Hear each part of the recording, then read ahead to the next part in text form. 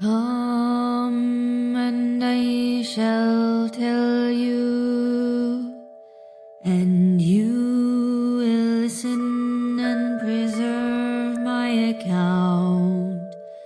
There are two ways of knowing, one that being is and must be the path of conviction, which alone attends to truth.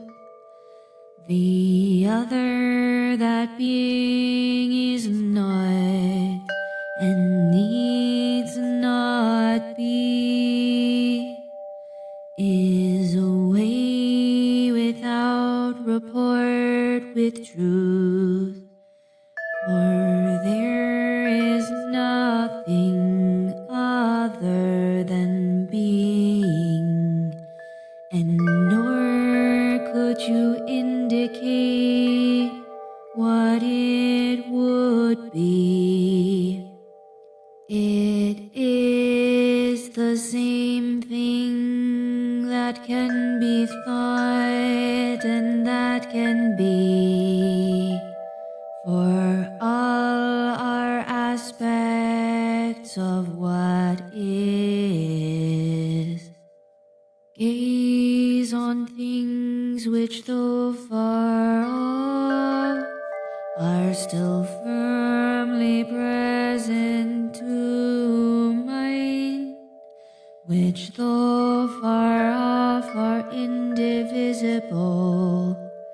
You shall not cleave being from being, but foster discernment necessary to grasp its transcendence. Being neither scatters nor gathers, but is one and changeless. It is the same from where we set out, for to there we shall come back again. For there are no locations in being, all is simply being. Speaking and thinking must be of being, for being pervades all, and equals it has not. This I bid you to consider. From the truth you shall begin, but learn also after of the things that mortals, knowing nothing, wander two-headed with false understanding, guiding their minds. They stumble, deaf as well as blind, bewildered, undiscerning, who do not see being, who think being and non-being are the same and not the same. And this false path turns back upon itself. Never shall it be that there are things that are not being.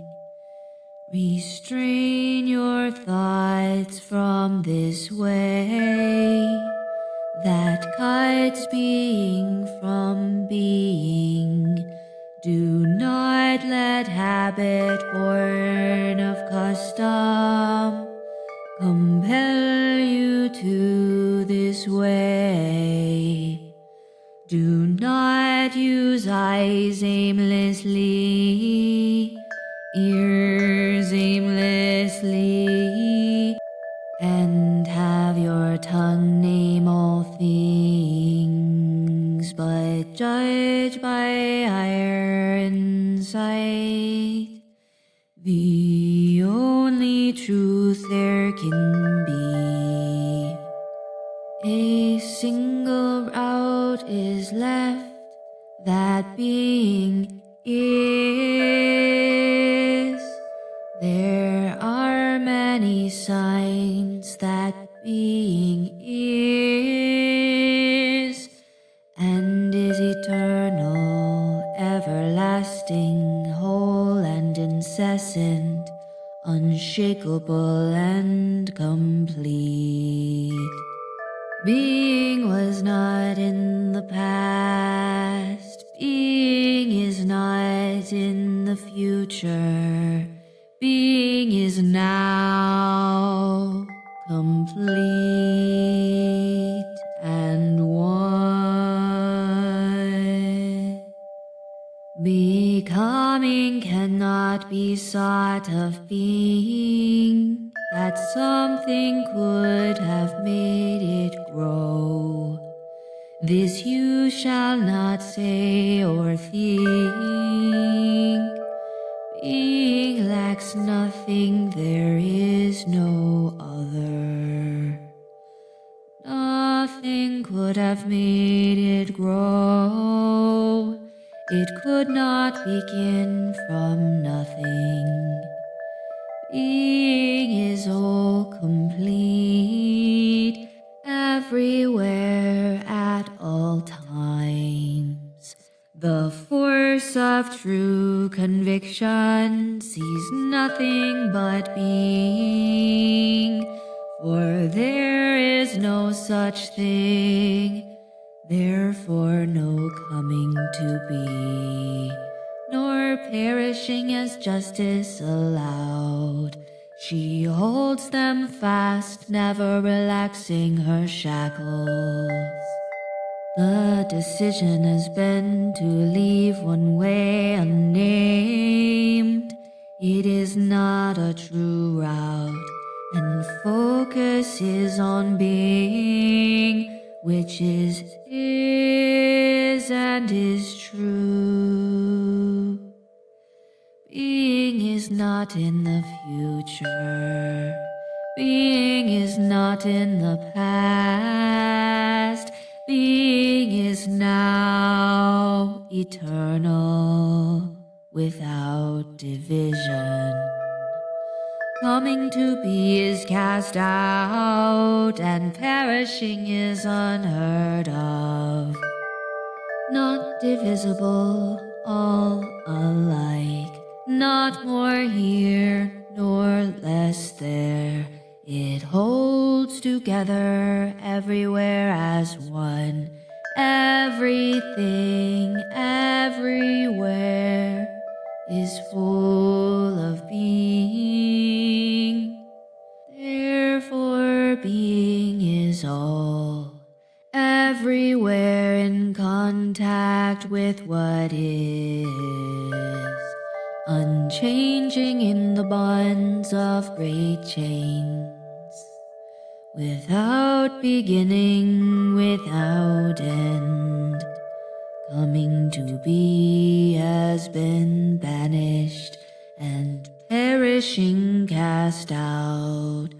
Both are far from thought, for true conviction cast them out.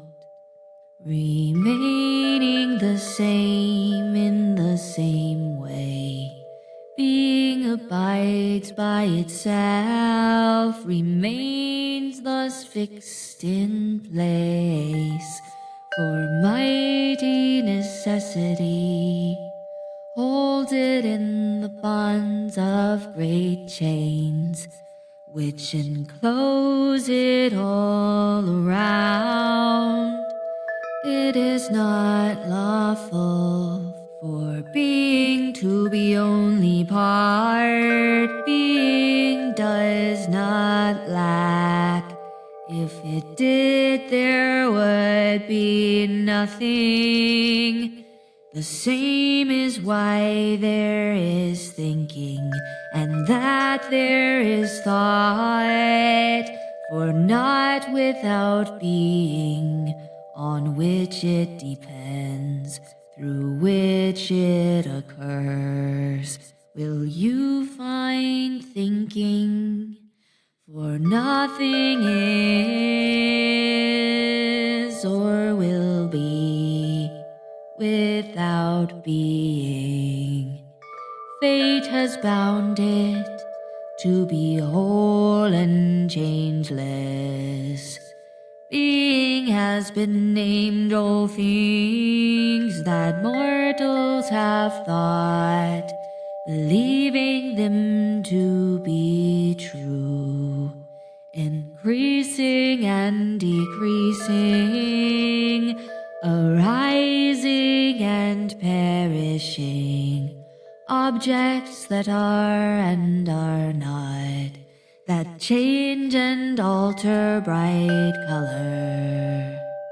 Being lies fixed, complete unto itself, from every side like a sphere, everywhere present, everywhere of equal strength, everywhere full of being, not more here, nor less there, for neither is the other, which might stop being from reaching itself, and nor is there somewhere being could not be, since all is equal to itself from every direction. It lies uniformly fixed. Here I end my sound account of truth. From here on learn the opinions of mortals, listening to the false order of my words. For they have set their minds to name two forms, when it is false to name as much as one. In this they have fumbled, seeing two forces, assigning things to each ethereal fire, gentle, very light, all the same, and not the same as the other, dark night, a dense and heavy force. I tell you this false order, so no mortal opinion may ever overtake you.